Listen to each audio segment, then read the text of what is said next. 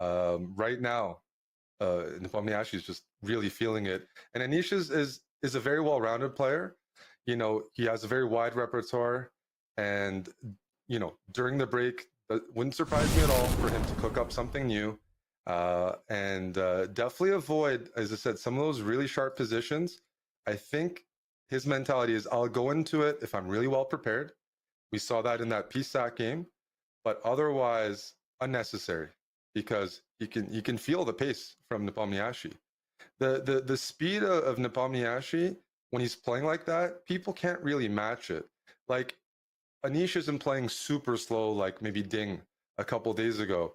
He's a quick player, but in the world of chess, Nepo really is one of the fastest, and you can That's right. calculate at crazy speeds. So you're not necessarily looking to match that one for one, but you certainly need the positions where you can be quite competitive in that aspect and take away these games where they get sharp. He just feeds off of that and thinks on your time and just slams out a strong response right away.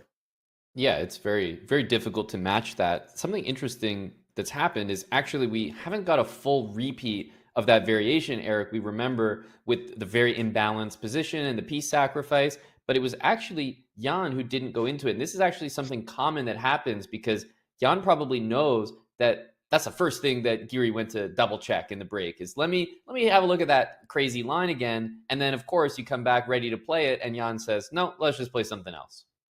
Yeah, no, they both mixing things up here. We saw this G5 maneuver in other matches. It's very typical to challenge this dark squared bishop. It's double edged.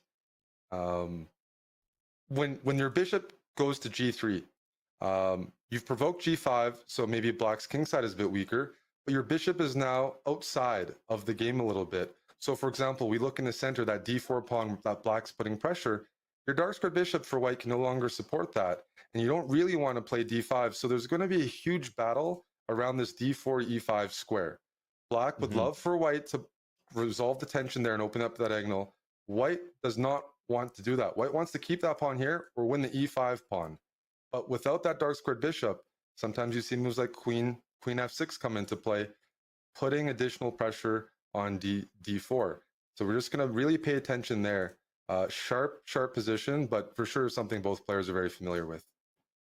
Yeah, you can see the blue arrow there. That's the top engine recommendation and position, and the question mark attributed to knight d2. So g4 is the move to look at, and I'm guessing after knight to h4, you have that option. First of all, the pawn on d4 is just going to be hanging at that point, but there's also an idea maybe to slide the knight from h5 into the f4 square, and the knight on h4 could be a little bit loose there in that case. Yeah, lots of options here. Black maybe wants to attack on the king side. If not, maybe you look to pick up that d4 pawn. Uh, Tons of choices. I've seen a move like queen g5 Mm-hmm. before to to prepare things. Then maybe knight f4, maybe knight g3. Just get the queen off the back rank, a safe square. Can't get harassed easily there. But I'm curious, yeah, what happens if you take on d4? What happens if you play knight f4? Yeah, it all looks so tempting. I have to say, I end I up like leaning. Black's position. Yeah. Yeah, I lean more towards moves other than e takes d4, just because the position looks so good as it is. But reality is that there is a pawn just sitting there in the middle. I would E lean more takes towards queen g5 though. Just to show on the board, after e takes d4, sometimes there's this idea of pawn to e5. This Mm, bishop is pinning the pawn. The queen on d3 slides over to g6. That's a yeah, tactical shot, which is one of the things that Black is worried about when they take on d4. So you see queen g5, knight f5 played right away. yeah, and knight f5. I mean, obviously bishop takes f5 is being yelled for here, but it needs a follow up because that actually Uh, just brings the knight to e4, right? It opens up the e4 square. exactly. And I think the idea is probably to take on d4. At some point, you have to take on d4 and open up your dark squared bishop. You can't allow white to leave it hanging the entire time. Part of the Hmm. counterplay is your counterplay on d4. If all your pieces are targeting it and you choose not to take it, that makes things a lot easier for white. A common idea for white: you put the knight on f5. That's good. You want to move your king over. to h1, so you're not pinned on the f file, maybe open up the f file. We have the moves, bishop f5 taking on d4, and at first glance, favors black to me. Like if I can take that pawn, I know I'm supposed to. Knight e4 you'd like to play, but queen takes f5. I don't see any really good discovered attacks on the queen. So Yeah. Anish is calculating. He's got his hands on his forehead here. Because yeah, if you take on d4, black maybe can take with a knight, target the bishop, bring more pieces towards the middle of the board. And things are clearing up at some point. You're down a pawn. You need to prove you have compensation for that. That's right. Yeah, and also the b pawn is not really one that you want to capture on b5. You can't anymore, but there would be some nasty discovered checks with that bishop on b6. Bishop back to c2 now, and if you take on c3, I guess you're not even going to take it back, Eric. You have other ideas, No, right? you have knight f6 with queen h7 mating ideas. That's beautiful. Maybe rook e6 here, or some solid move.